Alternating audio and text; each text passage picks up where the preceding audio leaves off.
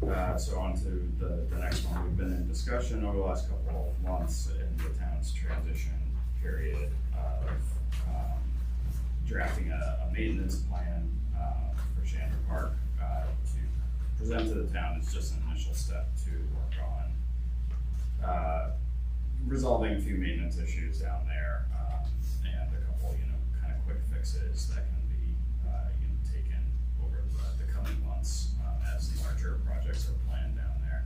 So that's something that we've discussed a few times and we have drafted at this point. At this point, I think we've kind of received sufficient feedback from quite a few groups. So I think our intention would be to move this on now. I don't know if we can necessarily take a formal vote on that anyway. I think at this point, we would just kind of pass it on to the town to say, these are things that everyone who's provided input over the last couple of months has noted, and they can consider it and let us know if there's any feedback or need to discuss further. So I think we have run that full circle and would present to the town.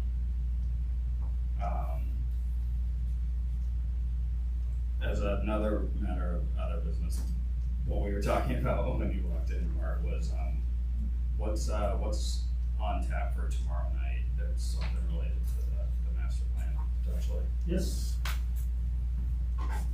Good afternoon. Tomorrow is the public hearing for adoption for the master plan. So a couple of things could happen. What will happen was there will be a presentation from SRPC, meeting support, and then basically we'll open to the public if they have any comments or anything, and then final thoughts from the planning board. Two outcomes that happen: they continue the meeting, technically free, but I don't think if everyone happened.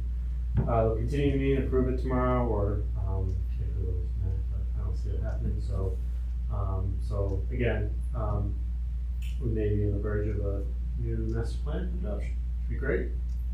There's also, I'm going to share it tomorrow, but we also have the website ready as well in draft mode. So I just got a peek at it. I think Lindsay too. I'm sure she took a look at it. It's been up for 2 or 3 days already. Yeah, I'm not sure if it was on SRPC's website, but because I looked at it, you sent it out, and I did look at it. I thought it was really good. That's how we got into the conversation. Okay, I don't remember, so thanks, Dale, for remembering who I sent it to. But yeah, it looks great. There's an implementation map. It's interactive. Kind of shows. There's a little work that needs to be done there, and for the interface and how it's presented, I think, but minor stuff. But I'm pretty pleased with the product so far. So, anyways, that's tomorrow for a master plan standpoint.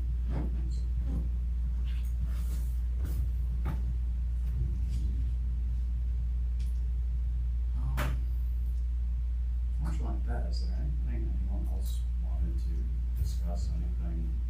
So just announce one thing, if that's okay. Yeah. We did get a coastal resiliency grant, so the town was successful. So thanks to Lindsay and town partners and SRPC for helping make that happen. It's based on the VHB recommendations for phase 1. So we got half that covered. So we'll work on the other half. But that's mostly for community engagement purposes. So that's all that work's going to start.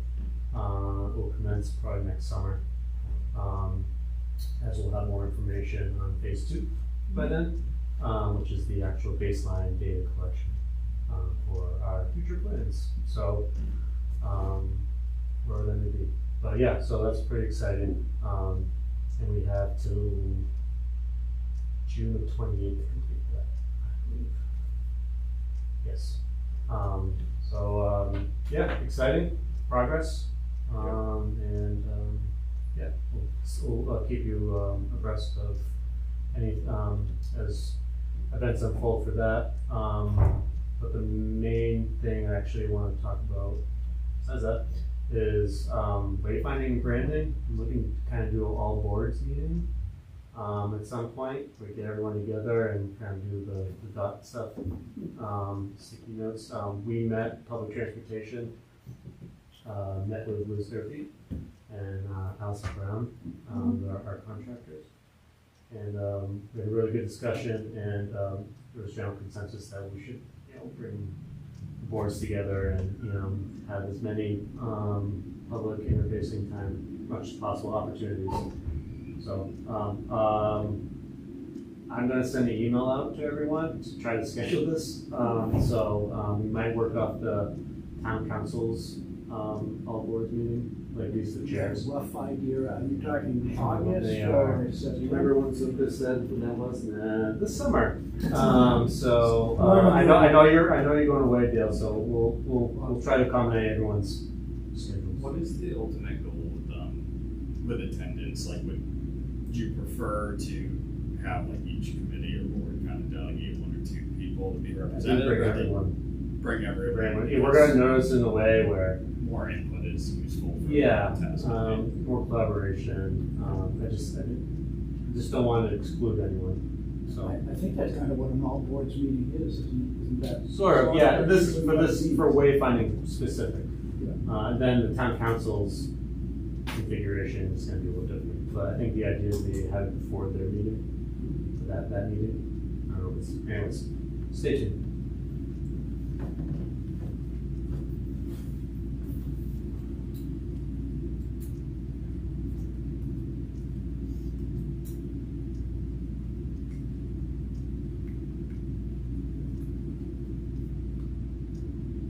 That's it, Dale. Anything either you want to discuss that we haven't touched on?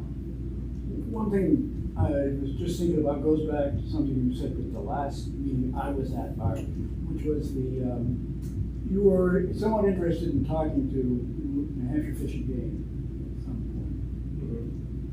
And I think it'd be a good idea to have some discussion. It could be here, but I think it'd be a good idea. I don't think it'd take that long to reach out and try to set something up. But I do think we want to schedule some time for an internal discussion before so that we went to the meeting and had given some thought about a reasonable ask would be. I know I went to a meeting, it came to mind because I went to something, with the Great Bay Changemakers or something like that. They had a series of walks you can do, and one of them was up in Gonic.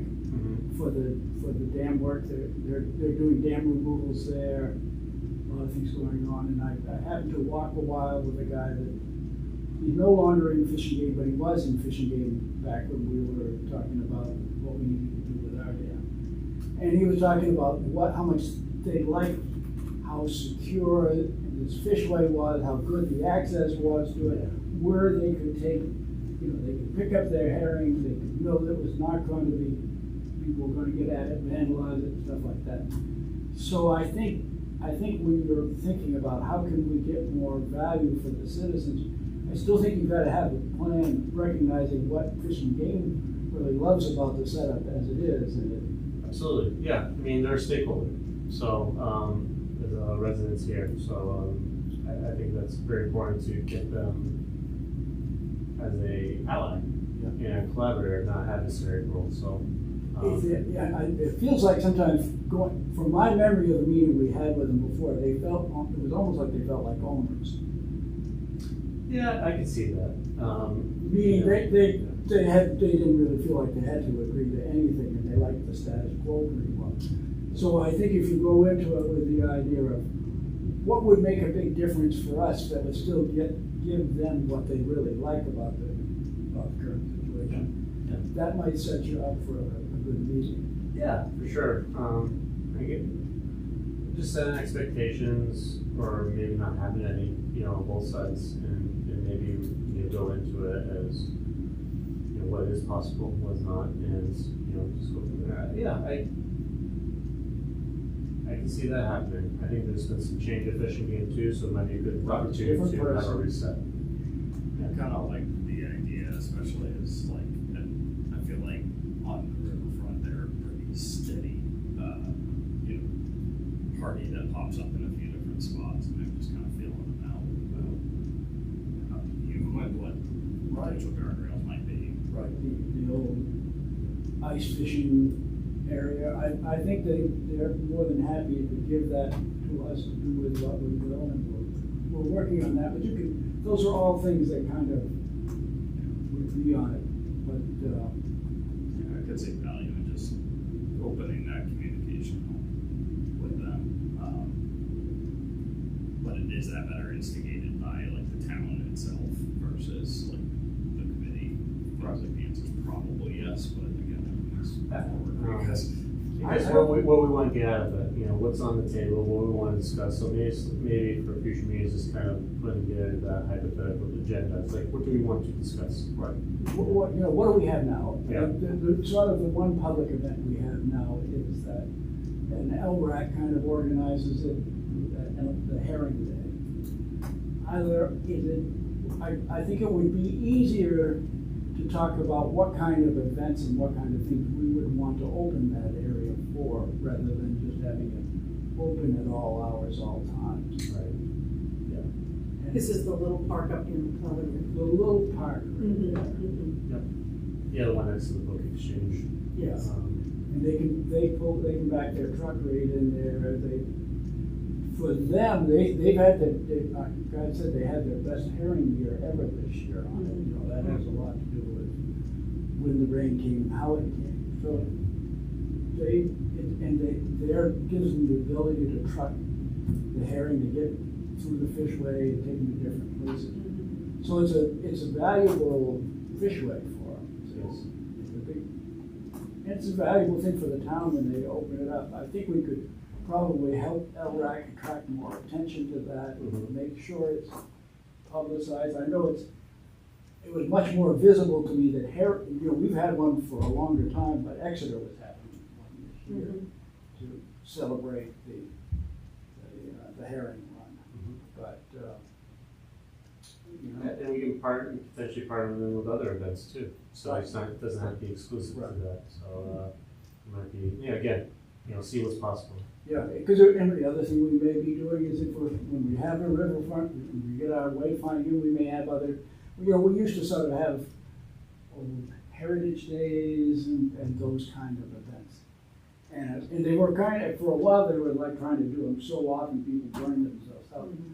But it might be great as we get closer, and even in the planning stages, what we want to celebrate, the ideas and stuff like that, sort of turned it into a field event. We've set up tables, people went around, and we talked about some ideas. But you might get it so that we can open it up for things like that. We want people. I think so, yeah, so any way we can help Fish and Game do their community outreach, how can we partners there? And, how can, Fish and Game help the town as well in its, events and other planning initiatives, so I think it can be mutually beneficial, so, I think it's a great idea.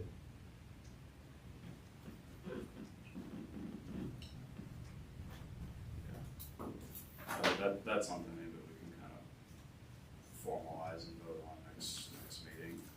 It's just kind of, how do we want to open that conversation and ask the town to pursue that. Yeah, thanks for bringing that up. And that, I honestly had nothing, so the intent would be to just set our next meeting date, notify everybody of that date. So our next scheduled meeting for second Monday, with how the calendar falls, would be September 14th, as we're planning to take August as a hiatus, so a few other things kind of fall into place. So any perceived issue with September 14th? Good for me.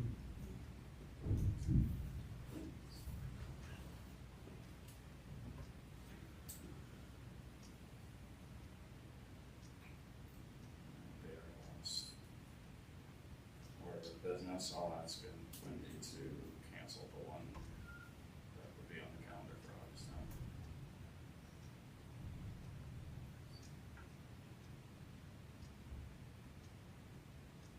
Honestly, that motion to adjourn.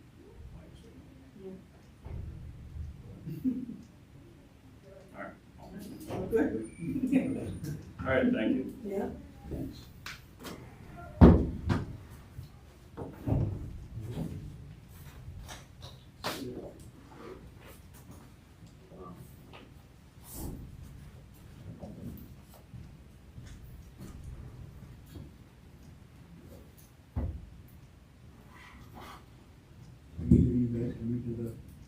hearing tomorrow night? I just found out about it today.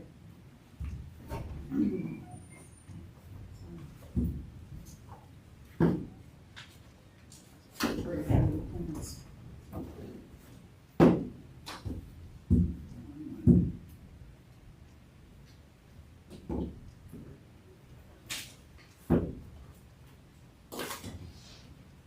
Are you going? I think I know. I gotta Yeah. check what's going on. My daughter's been visiting for the last, she comes up for a while, her family. So there's nothing big on the agenda. Yeah, yeah. There's two things, master plans first, and then there's the 14 Elm Street, or